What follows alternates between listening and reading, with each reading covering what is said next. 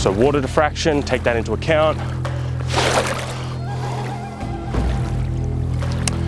I think it would spear a fish.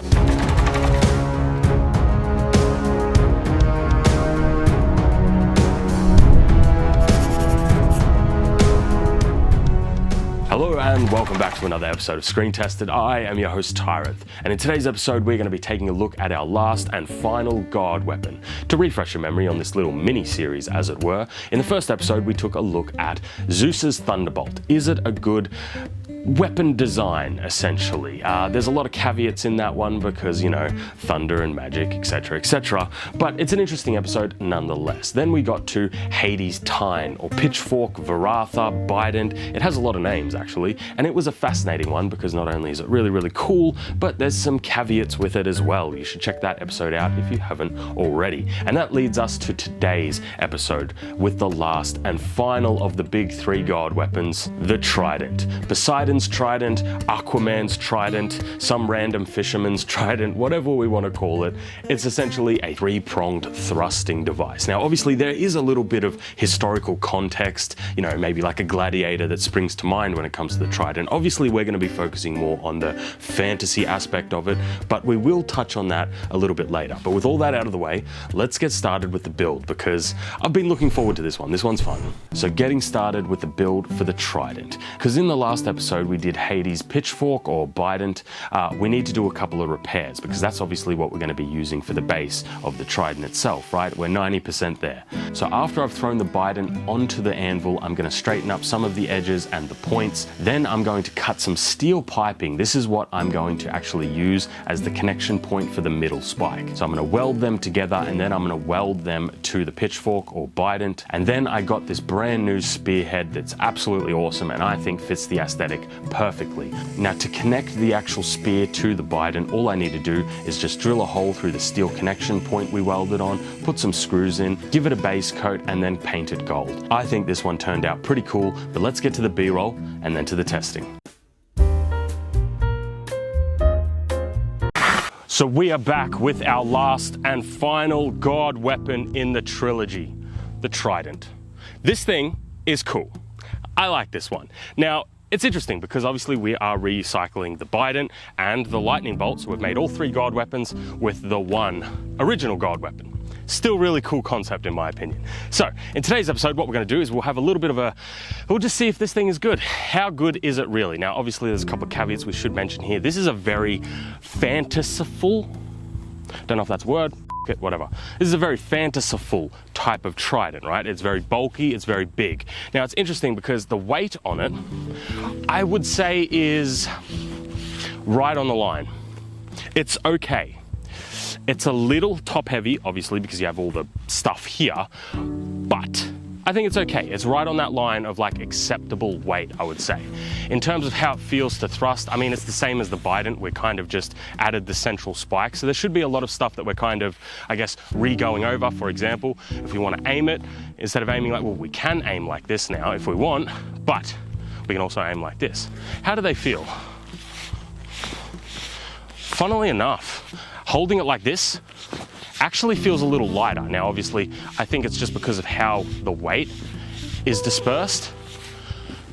Did that look weird? I felt like that kind of looked... I swear I was checking the weight. Interestingly enough, it still feels a lot better like that. Oh, that's so fun. I know we're gonna be rehashing a lot of stuff, but man, I love these things.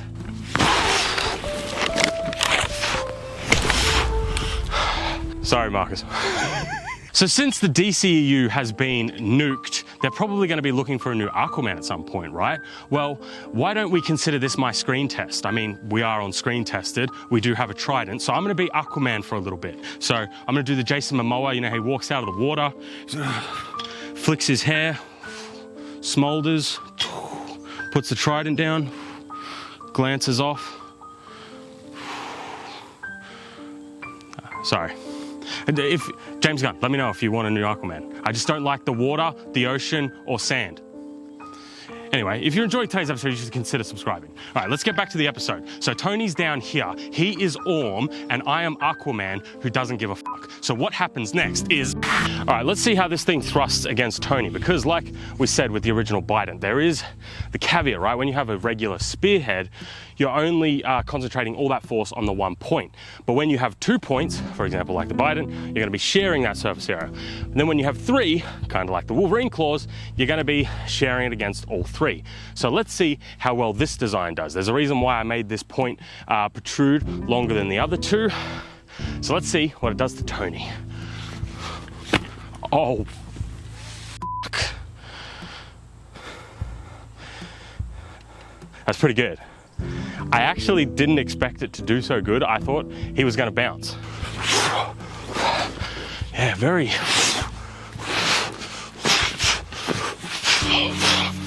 Very heavy though. So far, the biggest negative that I've got is that it's so bloody heavy, right? It actually is a bit, it's kind of wild how heavy this thing is, but man, you've got a lot of range, got a lot of reach.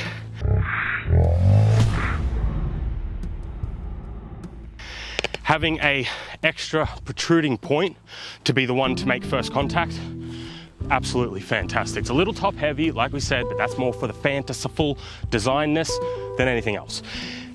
It really is good at thrusting, honestly. Yeah, Tony is getting, yeah. So that's kind of a surprise, but again, you got to remember, it's more so because I made the design a little bit more protruding. If I had made it the same sort of length as this, I think we would have a much more shit time about it. So let's do a couple more thrusts very quickly, just because I want to see how we can go with it, huh?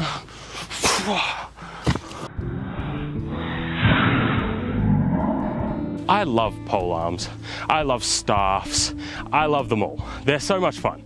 So, with that out of the way, why don't we get to some throwing? But before we get to some throwing, we have a very special guest in today's episode, because if you didn't know, this trident here, not this one, but tridents in general, do have a little bit of historical context behind them. So for today's episode, we've got a very special guest, Metatron, and Metatron is going to be going through some of the historical uses and context behind the trident. Hey there, Tyrant. Thank you so much for having me. Okay, let's talk about the trident. I've got a few things to say. So whenever we think of the trident as a weapon, we all go there, right? Imagining the Roman gladiator, specifically the gladiatorial class called retiarius, aka this Muppet here. I would say it's quite safe to say that among all the different types of gladiator classes, the secutor, the murmillo, the traex, the oplomachus, the retiarius is the fancy one, because we see this very improbable fighter. I mean, he's lightly armored, he's got the net,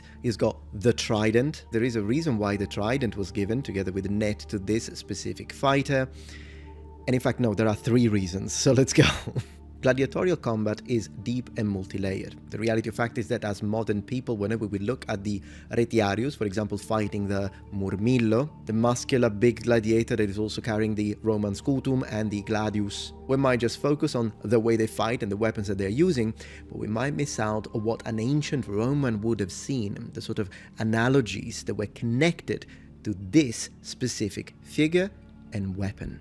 First, there is the physical allegory. So, the retiarius is clearly the fisherman. He's got the net, he's got the trident. This is rather obvious, but what might not be is that the murmillo is the fish.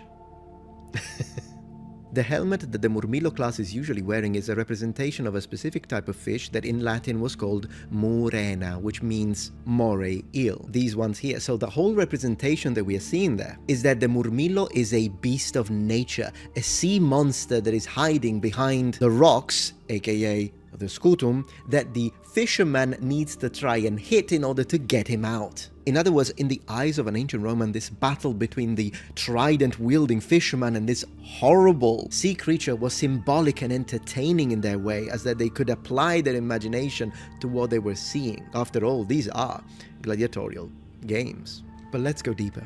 In the eyes of an ancient Roman, the trident-wielding combatant is also a representation of the god Neptunus, Neptune, who, as we all know, is the Roman god of the ocean. Or is he? Oftentimes when we think of the Roman gods and the Greek gods, we imagine that they are basically the same gods, it's just different names. But the reality is that they don't always overlap perfectly. And even though sometimes when we look at this case by case, some differences may be marginal, other times they are quite substantial. Now, when it comes to specifically the Greek version, so Poseidon, or as they say in modern Greek, Poseidonas, yes, he's the Greek god of the sea. But when it comes to Neptunus, so Neptune, initially he wasn't. Oh, and he wasn't even Roman, because the Romans got it from the Etruscans. So the Etruscans create the deity, the Romans adapt it, but in its early form, he was the god of the spring waters, the rivers, and the lakes. And only later, as we have a little bit of a merging or a syncretism with the Greek Poseidonas, he also becomes the god of the sea. All of this according to George Dumzil, fantastic expert in comparative linguistics and mythology. Strongly suggest to read his work. But I digress. Initially we said that when the Romans, an ancient Roman, were to look at a gladiatorial combat, a fight between a Retiarius and a Murmillo, they would not just see two guys fighting each other, but they would see a fisherman fighting a massive fish. But when this gets deeper, and it also becomes its own symbolism of ancient Roman religion, what is the Murmillo then? What is Neptune doing with the trident? Trying to kill a fish? No. According to Markus Junkelmann, German historian and experimental archaeologist, in this specific scenario, the Retiarius is Neptune. When he strikes the shield of the Murmillo, he is causing seismic shakes, also known in this specific context as underwater earthquakes. Because do remember, the god Poseidon is not just the god of the seas, he's also the god of the earthquakes. All of this is impressive, but what it really helps us to understand is that yes, the trident might not be the best weapon that you could give a fighter in a gladiatorial context, but it is the perfect weapon to give to a fighter to impress the ancient Romans and make this game 10 times more interesting because of the stimulus that it would provide to the ancients' imagination. And as a final fun fact, in its initial version, the god Neptune did not have a trident, he had a bident, the two-pronged implement that we know ancient Romans were using to fish large fishes in the Po River. This is an image of Pluto because in Renaissance art they actually give the bident to Pluto. I'm done. Thank you. All right, let's do some throwing. Now, this is kind of a long distance throw, especially for how much this thing weighs, and there's a big chance I might break it. But if I'm not going to go for gold, why bother? So let's see how this thing flies. Let's see if it has a good flight path. Let's see if I can even hit Tony from this distance. Let's do it.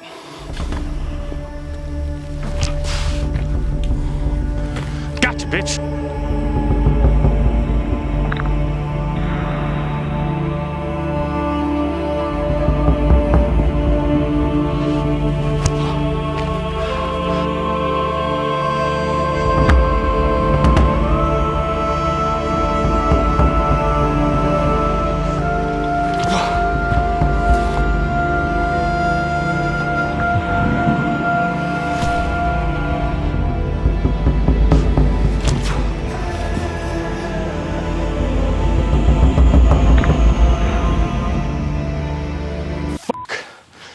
One of the interesting things that I do like about the Trident, obviously, is that you can push weapons away. Obviously, I'm being careful because Marcus is there, but you can. Now, this is not going to bind a weapon. Steel is slippery. I don't have enough torque or leverage to be able to keep his blade in there. Like, pull that out. You can pull that. So like, I can't keep him there, but get the blade out of the way, and even then you don't really need to. You can still just thrust straight at your target. You guys know what time it is, and if I don't give it a score, you guys complain. So it is time for Tyrant's Initial Thoughts Score, or TITS for short. We're going to be talking about more of the fantasy trident design. Now, obviously, there's a lot of different designs. We see it in things like Aquaman, you know, obviously the Poseidon trident, the god tridents. One of my personal favorites, just completely randomly, is the one from actually Pirates of the Caribbean. I loved the way that trident looked. Movie, different story. I'm talking specifically about, what was it? Stranger's World End? Whatever the last one was. I can't even remember anymore. Dead Man Tell No Tales, that's it. I really like the trident design in that, and we only saw it for like 5 seconds. Anyway, this particular trident here was a monster. It was a beast. I loved it. I love the way you are able to use it. I really like the weight profile of it as well. Like I said, it's a little on the heavier side because obviously it's so bulky. We have so much material and metal here, but it is right on the line of like wieldable. Like when I say wieldable, right, I mean you are able to use this in an effective way for longer periods of time. Obviously there are some weapons that are just too bulky, too heavy. You may be able to use them for a minute, but like actually using them for sustained periods of time, this one is right on the line. I like it. So let's start off with comfort. 10 out of 10. Like it's comfortable. I mean, maybe I could knock a point for the weight, just one. Okay, let's put it at 9. I can do that. Next up, wieldability. Again, I'm gonna go with a 9. Like it's very similar to the Biden, like last time. The only difference is because we have that additional weight, it's just a little less wieldable. You're gonna move it a little bit slower. So a 9, perfectly fine. Effectiveness, now this is where we're getting into it. I think for effectiveness, for this particular sort of design, and what I mean by that is a central spike that extends further than the 2 prongs on the side, I am more than happy to give it a 10 out of 10. And the reason why is because all of that force, you're gaining all of the benefits of having the additional spikes, but you're not getting much of the detriments of having the additional spikes, which is obviously sharing that surface area. Because you have that one that's extended further, it means all of the force still gets concentrated on a singular point, meaning it's super visceral. It's awesome. I really like it. So I will go for a 10. Yeah, I'll give that a 10. And then we go lastly for design. Now this one, I do want to add a small caveat, and that is usually on tridents, on at least most of the ones I've seen, they do have a butt spike. I know people don't like it when I say that, but a spike on the end of the other side. So you even get more versatility out of the design. I like that. I don't have a spare spike, so I just had a blank thing, whatever. We do have the additional versatility that I'm a big fan of kind of catching blades in terms of like deflecting them, right? You can kind of, push the blade out of the way. And obviously the big pro to that is because you have 2 hands on this motherfucker, you have a lot more leverage and a lot more force. So when you get a blade stuck in there, now it's not gonna bind the blade, but you can just push straight past it, which is really cool. So design, interesting. I can only go with kind of what I've got here, and what I got here I kind of am a fan of. I like it, and it performed really well. Interestingly enough, the throwing was fascinating. So when you throw, I try, obviously when you're throwing spear, javelin, that sort of thing, they're not that heavy because you're trying to throw them. So I'm gonna go down further on the blade to kind of balance out. I tried that, really didn't work. But as soon as I moved way up here to compensate for that weight, it flew like a monster. I was actually really surprised about that. As soon as I moved up to balance that weight a little bit more, it also threw really good. You know what? 10 out of 10 for design. I am fine with that. I really thought that I was going to not like it. I just thought that I wasn't going to give it as high a rating as this. I actually thought it would do a little worse. I'm surprised at this. But that gives us a final score of 38 out of 40. I think that's maybe one or two, like a little bit less than the Biden, which is surprise. I don't know. 38 out of 40. That is a really solid and respectable score. Just before we finish out with today's episode, I really did want to take a moment and say thank you to Metatron for joining me and helping out with today's episode. He does a whole bunch of great content. He's reacted to some of my stuff before, so I'll leave links down below where you can find his channel. So yeah, thank you, Metatron. Thanks for that, man. It was just a fun idea that I had. I thought that he would enjoy coming on, but that's going to be all. Thank you guys for watching. If you want to support this content and my channel, you can head down to the Patreon links down below, or the YouTube memberships. It all helps me make this sort of content, make these sorts of projects, because they can be expensive. But with saying that, thank you guys for watching, and as always, I'll see you next week in another episode. Have a good one.